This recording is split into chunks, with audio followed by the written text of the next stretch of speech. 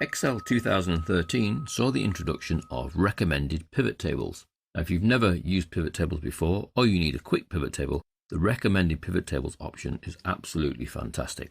Now, there are two ways of accessing the recommended pivot tables. The first is to simply have some data open, as we have here with the employees file. Go to Insert on the ribbons, come down to Recommended Pivot Tables, give it a click.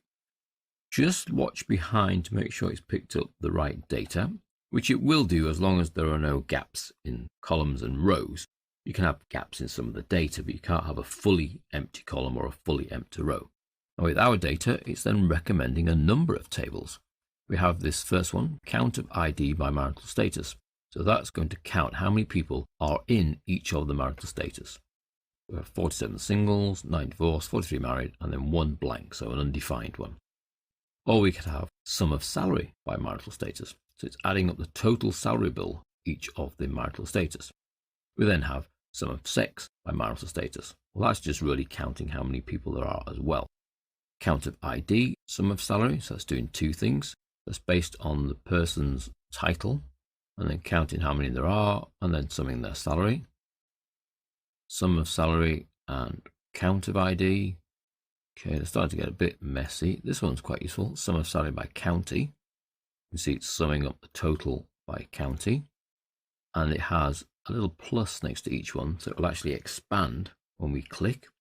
Sum of salary by department, so the total salary bill for each department.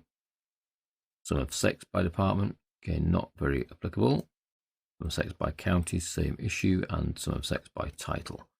These are the recommended ones. The ones that I personally quite like are sum of salary by department, sum of salary by county, and then the actual count of people by marital status. If you quite like any of them, you simply select the one you want. So let's go for the sum of salary by department, and then OK. And a new pivot table is inserted in a new sheet. You can see there, sheet 1. So my TVL employee still exists. Nothing gets amended there. It just creates a new pivot table for me in a new sheet. How quick was that? We can do the same thing again. So we click into the data, insert recommended pivot table, and choose a different one. Let's go for the first one. Now that inserts itself in another new sheet. So we're going to have sheet 2, which is the marital status sums, and sheet 1, which is the total salary by department. These can be renamed. They're simply just new sheets with the pivot table dropped into them. Salary by department and employees by status. Now, the alternative method we could do with our employees is just to highlight part of a data set. Let's take the towns and the people's names. We'll take them all the way to the bottom, except for that last one. Now, sometimes when you highlight a selection, you'll get a little pop-up box here.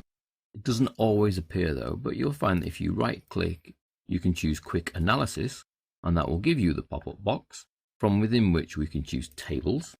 And then there are a number of our little recommended pivot tables. And all you need to do is hover, and you can see it produces each little recommended table as a pop-out until you see the one you like. I like that one, count of ID by county, marital status, breakdown of county and town, or the title count. I quite like this one. If I like that one, I click. It produces me a new pivot table in a new sheet, now called sheet 3. I'm going to call that county town breakdown. And that's actually counting how many people are in each county, and then within each town within each county.